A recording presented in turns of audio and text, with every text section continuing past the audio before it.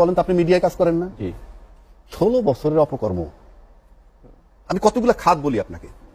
Aynaghor, cross fire, 57 জন সেনা officer হত্যা, এবং এইটার জন্য যখন ওই সেনাকুঞ্জে অভিযোগ মানে এক্সাইটেড হয়েছে 2-250 লোকের চাকরি চলে গেছে অফিসারের, 77 লোক হত্যা হয়েছে, মানে কত ঘটনা আছে। এরা ক্ষমতাতে যাওয়ার পর কোন মিডিয়া কয়টা বিশেষ প্রতিবেদন করছেন আপনারা?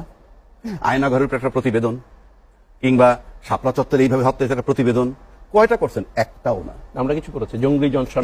এটা আপনারা বলবেন। শুনুন, আমি এই আবহাওয়ায় থাকি, আপনি করেন না আমি বলতেছি না, আমি এই আবহাওয়ায় থাকি, আমি রাস্তা দিয়ে হাঁটি। আমি কিন্তু আলী রিয়াজ সাহেবের মতো আমেরিকাতে আসি নাই। আমি রাস্তায় হাঁটলে পরে আমাকে বলে দেয় রাজনৈতিক আবহাওয়াটা কেমন, প্রতিবেদনটা কেমন হচ্ছে। আর 16 মাসে মিডিয়া ফর গডস সে, ইনুস আমার বাপ খালু না, আমি I am telling you the reality.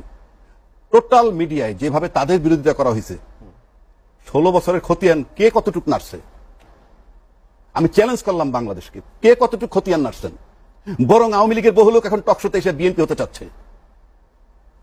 এগুলো কোনো মানুষ না, যারা আওয়ামী লীগ থেকে এসে এখন বিএনপি সাজার চেষ্টা করছে। হ্যাঁ, এবং এই মিডিয়া আজকে যদি একটা নির্বাচন হয়ে যায়, you believe it or not, 3 মাস 6 মাস থাকার পর এই মিডিয়া পুরো ঘুরে যাবে, সে আগের ফর্মে যাবে, আগের ফর্মে যাবে, অর্থাৎ আওয়ামী লীগের পক্ষে যাবে। এটা এক্সাম্পল দিলাম যে 16টা বছরে কত প্রতিবেদন করা যাইতো। বুকে হাত দিয়ে বলেন যে কত ইস্যু আছে। আপনি আবু সাইদ নিয়ে একটা প্রতিবেদন করা যায়, পানি বিলাইতে গিয়ে মারা গেছে একটা প্রতিবেদন করা যায়। কি করছেন? ইনুসের দোষ। আরে ইনুস তো বেটা চলেই যাবে 3.5 মাস পর। নির্বাচন দিছে, সবাই বলতে আমরা নির্বাচন করব, এরপর ইনুসের নিয়ে আপনি 16 বছরের খতিয়ান 16 মাস চলে নাই।